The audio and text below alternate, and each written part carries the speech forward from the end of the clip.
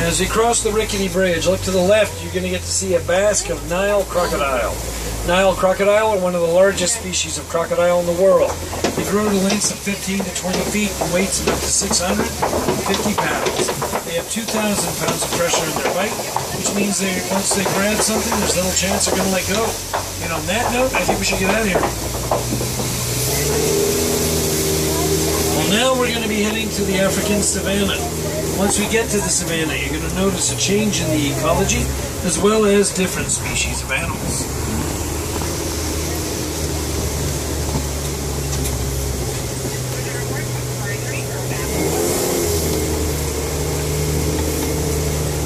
This large tree coming up on our right is a baobab tree. The baobab tree gets the nickname the upside down tree due to the fact it goes leafless 9 months out of the year. Baobabs survive long periods of drought by storing a tremendous amount of water in their trunks.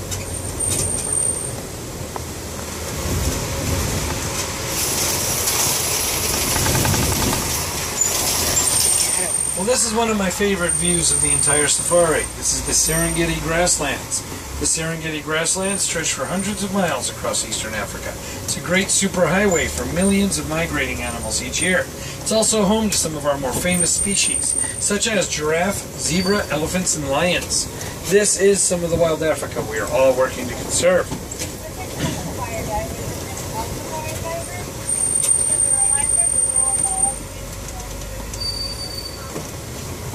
You look to the right, you're going to see some Nkoli cattle. The Nkoli cattle are the only domestic species you're going to find on our reserve. They have lived alongside wildlife for centuries. Nkoli were not bred for meat or milk like most cattle, but are actually considered a status symbol. The more Nkoli you have, the wealthier you are. They are also known as Watusi for the people who first bred them. You look up ahead, you're going to see a portion of the fence that surrounds our entire reserve. It's known as a living fence. Living fences are chain link fences with thorny brush and trees growing through them. It makes a semi-solid barrier predators don't want to cross. Predators like the spotted hyena. Spotted hyena live in groups called clans. Females are dominant over males. The lowest ranked female is still in a higher position than the highest ranked male. 4 adult hyena can completely consume an entire wildebeest, minus the skull, in 30 minutes. Oh, speaking of wildebeest, you guys better run. These animals are wildebeest. Wildebeest make up the largest migration of animals across Africa. They travel in herds of thousands. An interesting thing about the wildebeest is all the babies are born at the same time. So a newborn wildebeest needs to be able to stand within 5 minutes of birth and then run with the herd within 15 minutes. If you look behind us a little bit, you're going to see some tan animals. Those are Patterson's eland. The Patterson's eland are the largest of the antelope species. Females, like the larger one there, weigh 1,600 pounds. They have the ability to jump 8 feet in the air from a standing position.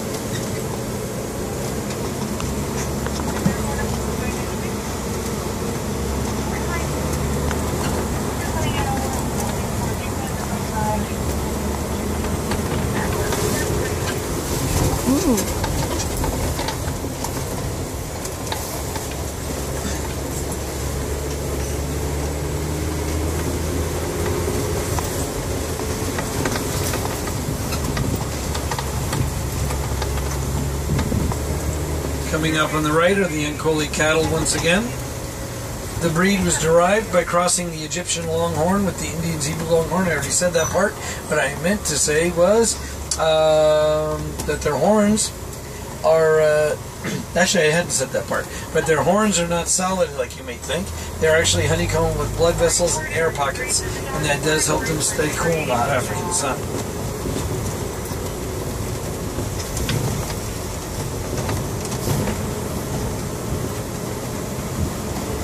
Up ahead, you're going to see some waterbuck. Waterbuck live very close to water sources. They drink more water than any other species of antelope.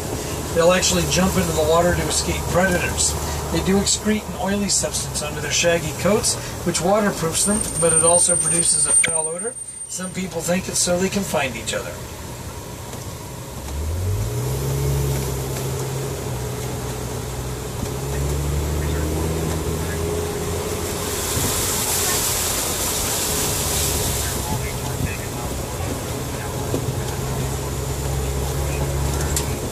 If you look to the left, you're going to get to see some Maasai giraffe. Giraffe are the tallest animals in the world.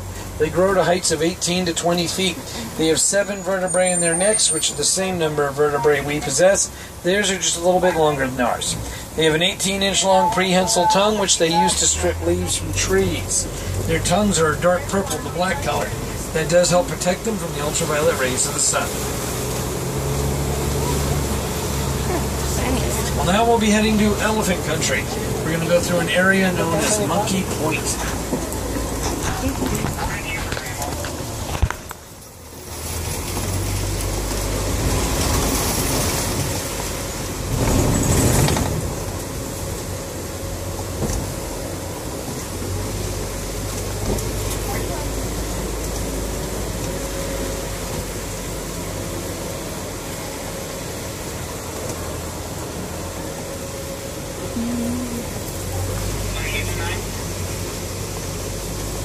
Alright, we're heading off to elephant country.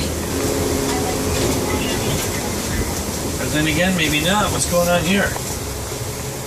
Ah, no, the road's closed. Looks like with all the rain we've had, the road's been washed out. Alright, just give me a second. I gotta check my GPS. I'll see if I can find another way around. Okay, it looks like I can take this road to the left. I personally have never gone that way. I've only ever been to the right, but we're all adventurers, right? Yeah. Alright, adventures out there. So let's see what lies around the bend. Boing, boing. And if you look directly ahead, you'll notice a bridge has been held together with duct tape and chewing gum. Alright, well, we have no choice. We have to go forward. Can't go back the way we came. I just need everyone to think light thoughts as we go very slowly across this bridge.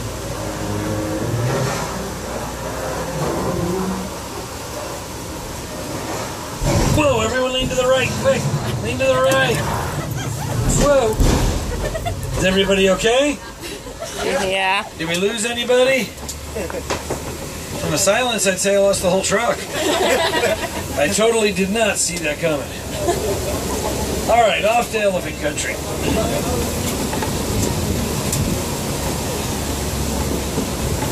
Oh yeah, I definitely see some signs of elephant activity. We have footprints in the mud, tusk marks in the clay. Elephants eat that red clay to gain the nutrients it possesses. Kind of like us taking a multivitamin.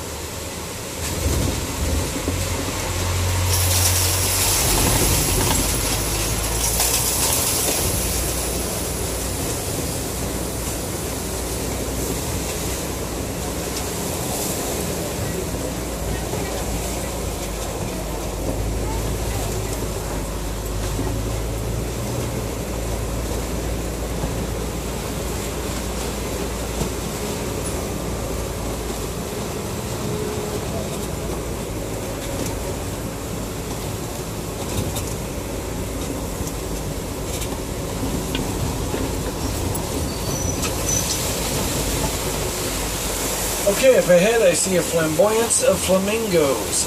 These are greater flamingo. They are the largest of the flamingo species, but the least pink. When flamingos hatch, they are gray in color. After about a year of eating brine shrimp, they've absorbed enough beta-carotene to turn their feathers pink.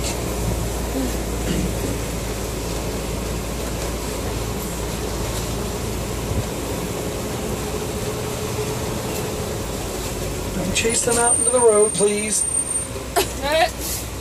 Get.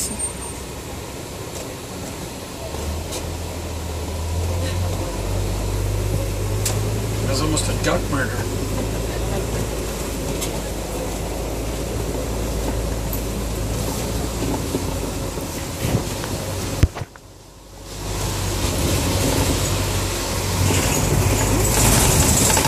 I see some mud pits up ahead. Mud pits are frequented by elephants, rhino, and warthogs. Elephants will throw the mud on themselves, whereas rhino and warthogs will wallow in it. They all do this to cool off, but also once the mud sticks to them, it acts as a natural sunblock and bug block. Also to the left, you may have noticed the white rhino. White rhino get their name from the Afrikaans word weit, which means wide. This does refer to their broad upper lips. White rhino are larger than black rhino. They weigh about 5,000 pounds, and they are more social than black rhino. Live in groups called crashes. Oh, you're going to show us how you wallow in the mud? Awesome. There he goes.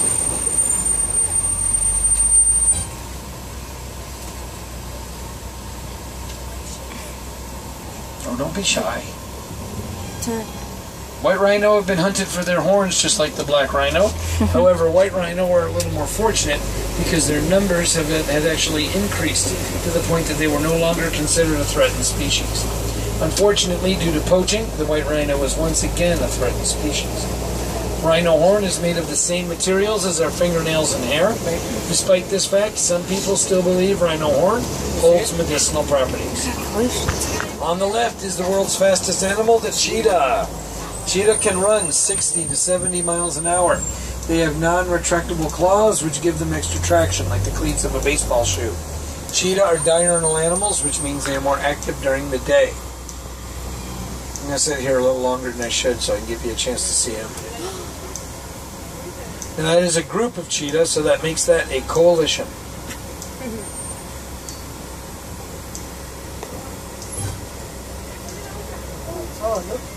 There they are. Okay, we got to move on.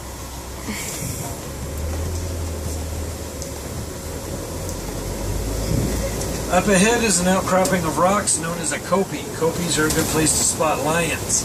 And I see a male lion resting on the top of that kopie right now. Unlike the cheetah, lions are nocturnal animals, which means they are more active at night.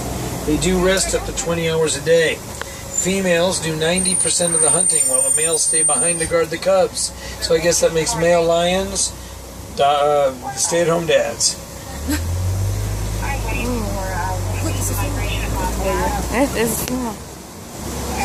She's like looking like, I think it's time to get something to eat.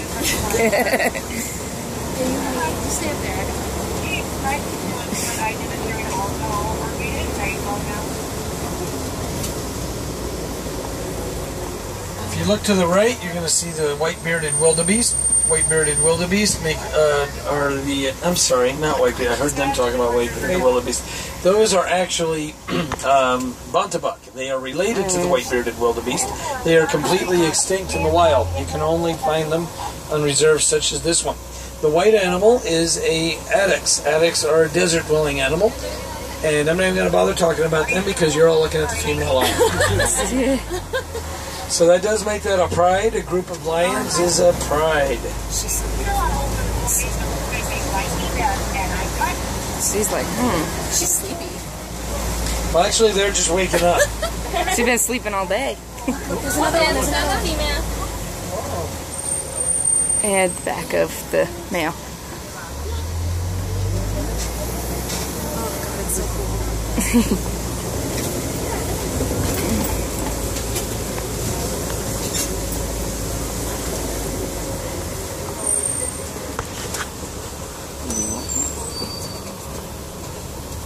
Okay, now we can talk about the addax.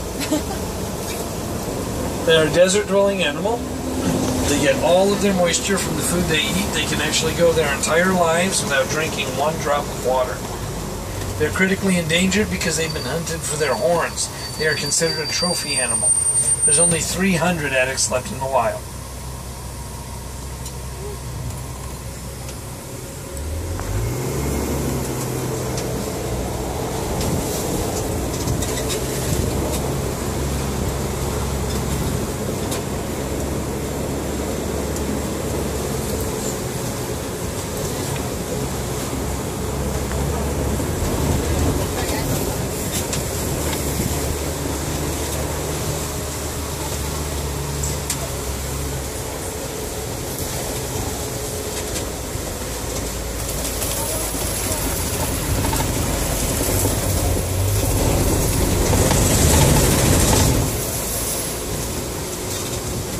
If you look up ahead to the left, you're going to see a scimitar horned oryx. The scimitar horned oryx is a desert-dwelling animal. Just like the addax, they get most of their moisture from the food they eat. However, the oryx will periodically drink water every couple of weeks. In order to prevent water loss, scimitar horned oryx won't even begin to sweat until their body temperature has reached 116 degrees Fahrenheit. Our normal body temperature is 98.6, and I'm sure plenty of us are sweating right now. They won't sweat till they've hit 116 degrees. Their horns are long, thin, and curved, which does make them rather fragile, so it's not uncommon to see scimitar horned oryx with broken horns. Well, unfortunately, this does conclude our safari, but your journey does not need to end here. I'll be dropping you off at the closest warden post. From there, it's a short walk back up into Harambe Village.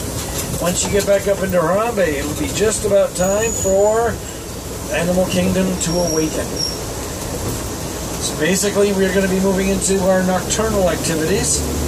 You'll be able to enjoy a night safari. You can go and join the party that's going to be happening in Harambe. You can also go and watch the Tree of Life awaken. That happens periodically throughout the night. Your best point for viewing for that, it would be what I would call the front of the Tree of Life, and that's the view you have when you first come across the bridge from the oasis, and you first see the Tree of Life itself. Also, don't forget about going to see the Jungle Book Alive with Magic, which happens, weather permitting, at 9 and 10:30. We can all do our part to help conserve the environment and the wildlife that lives there, just by doing little things like not littering, recycling, and conserving water. Every little bit helps. I do want to thank everyone for choosing Kilimanjaro Safaris for your safari experience. I do realize you all have many options when it comes to safari tours in Harambe, and at Kilimanjaro Safaris, we go wild. On Harambe, we don't like to say goodbye. It's too sad, too permanent. Instead, what we like to say is Kwaherini, which means to go well. So Kwaherini, everyone. Kwaherini. You're welcome.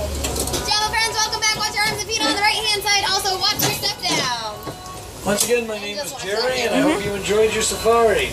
Just watch that handle there. Pop that a little bit. That was Kilimanjaro Safari.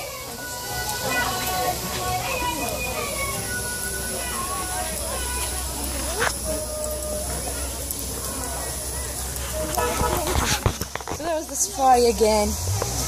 Bye guys.